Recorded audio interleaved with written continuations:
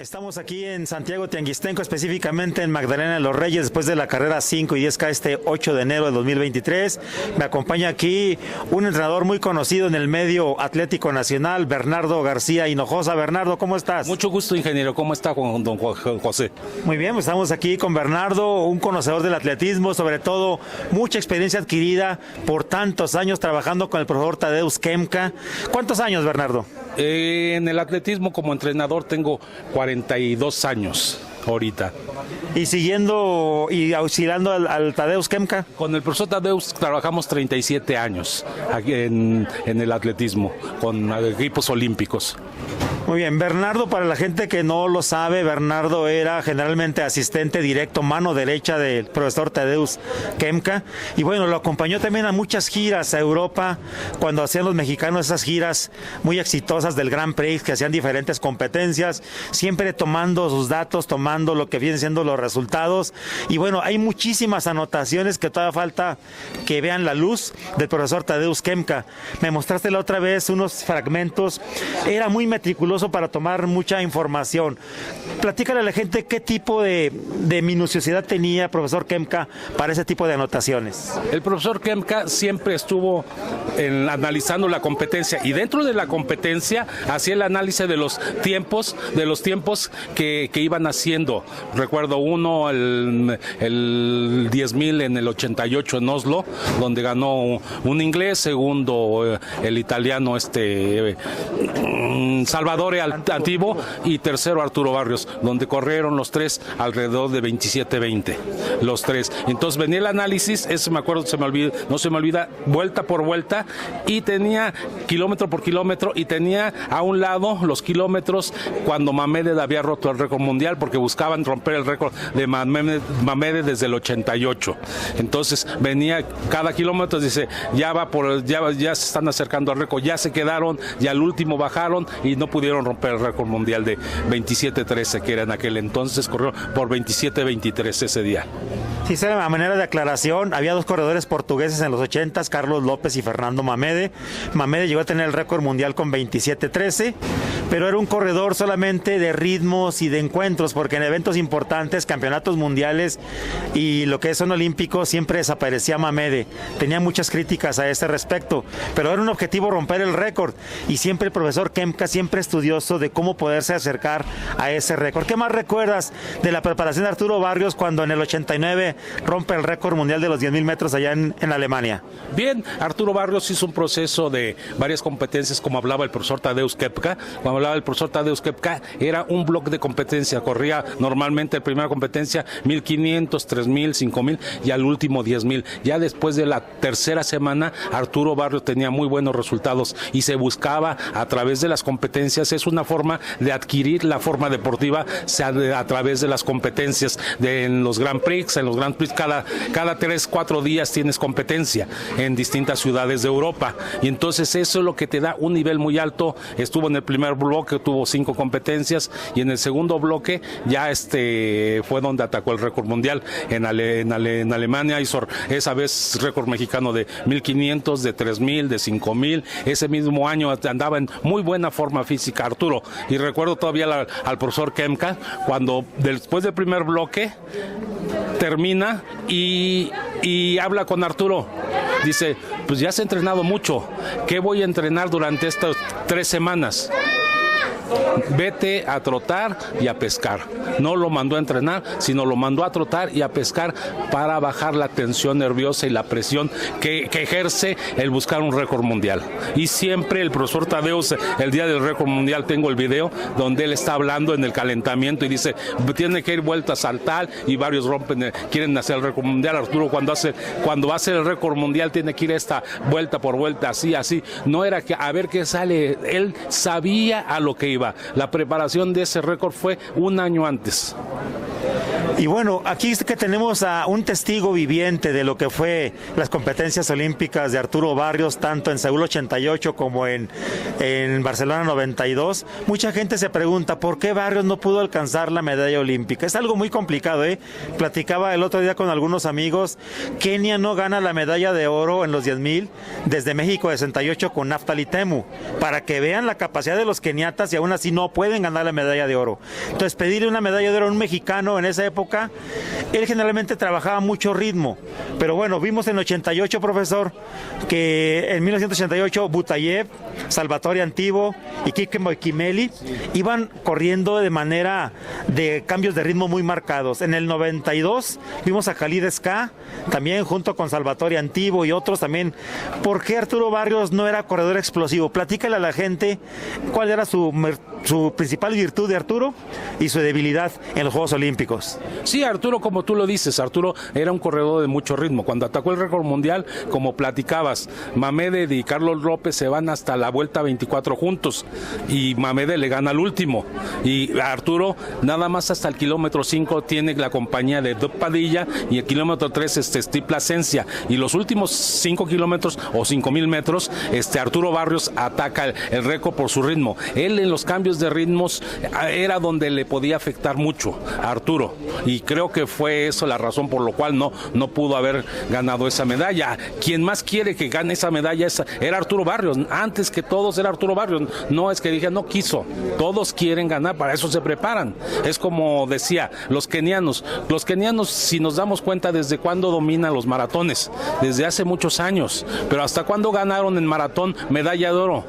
Hasta el 2008 en Beijing. Antes no habían ganado medalla de oro. Es un análisis que se tiene que hacer.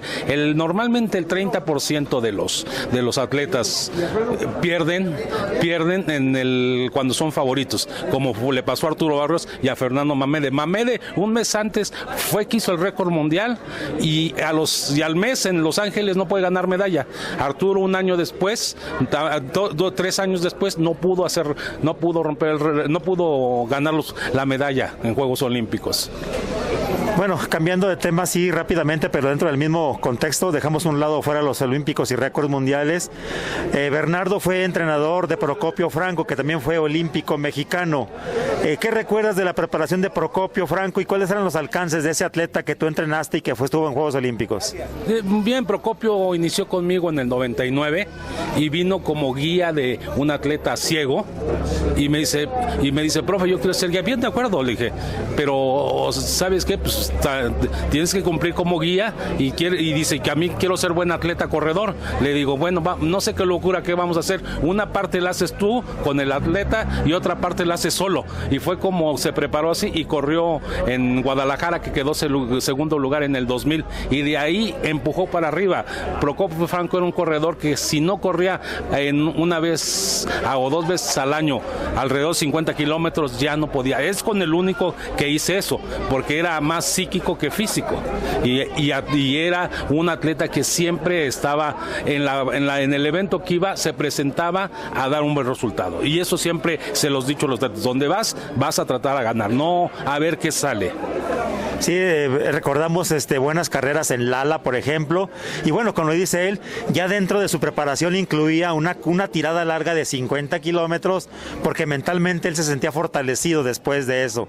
No que sea recomendable, pero simplemente él le gustaba ese tipo de rutina. ¿Qué otro corredor recuerdas con mucho cariño, sobre todo dentro de la preparación de Kemka para Juegos Olímpicos? ¿Qué otros atletas te tocó verlos de cerca prepararse? Fueron muchos. Hoy vi a Carlos Retis, a Gerardo Alcalá, muchos atletas que estuvieron con el profesor Tadeusz Kepka, y mismo Juan Luis Barrios también estuvo hoy, compitió, quedó tercer lugar. Vi mucho su trabajo de Juan Luis, también el trabajo de ellos, de Jesús Herrera, de Mauricio González, un sinfín de corredores. Ellos vinieron en el 85 con Rodolfo Gómez porque estuvo lastimado del nervio ciático, y llega todo el equipo de Rodolfo Gómez a entrenar con el profesor Kemka.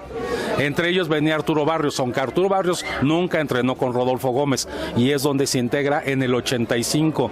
Y ya Rodolfo se queda hasta el 87 entrenando con el profesor Kempka y gana ese año el maratón de Pittsburgh y el maratón Ciudad de México. Es donde regresa. Ya en el 88 ya no se presentó, sale otra camada de corredores como Martín Mondragón, viene Carlos Retis, viene Jesús Herrera, que van a Seúl, y posteriormente ya viene Dionisio Cerón, viene Germán Silva, que también entrenó con el profesor Kempka en prueba de 5,000, y Steve Chase, Isidro Rico también ya corrió con el profesor Kempka, corrió 2:11, después mejoró con Rodolfo, y así estuvieron muchos atletas. Si recuerdo, pues serían muchos atletas, los mediofondistas Luis Carín, Armando Rodríguez, que en paz descanse, y así varios atletas. No tan solo eran de maratón, había de 800, de 1500, Héctor Pérez de 1500, Rafael Martínez también de 1500, estuvo con el profesor Kempka, el Halcón, el Olímpico, tantos atletas, era un sinfín de atletas. Ahorita, por ejemplo, recuerdo 1988, el Grand Prix, que se fueron 20 atletas mexicanos al Grand Prix. Actualmente no va ninguno, que ahora es Liga Diamante. Actualmente no va ninguno. Entonces, ¿cómo pueden mejorar si no tienen ese roce internacional? Para luchar con lo mejor del mundo hay que estar con ellos. Y ahorita la JAP era la crítica de las marcas. La JAP quiere que se pueda competir más en estos eventos, porque ya muchos no querían, nada más querían hacer la marca, ir a Juegos Olímpicos. Ahora te da mayor facilidad si se preparan en todos estos tipos de competencias para poder calificar a Juegos Olímpicos, sí, por ranking.